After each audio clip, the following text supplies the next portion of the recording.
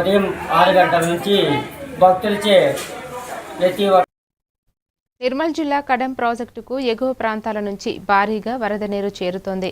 ప్రస్తుతం ప్రాజెక్టులోకి 21,523 క్యూసెక్కుల ఇన్ఫ్లో నమోదవుతుండగా మరో 2 రోజుల పాటు భారీ వర్షాలు కురిసే అవకాశం ఉండటంతో గేట్లు ఎత్తే పరిస్థితి ఏర్పడొచ్చని అధికారులు తెలిపారు.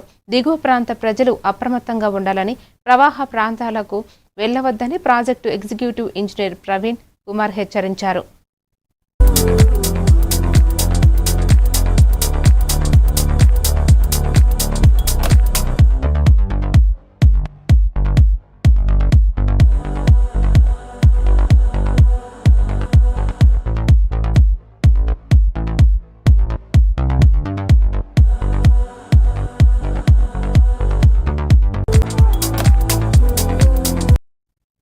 శ్రీకాకుళం జిల్లాలోని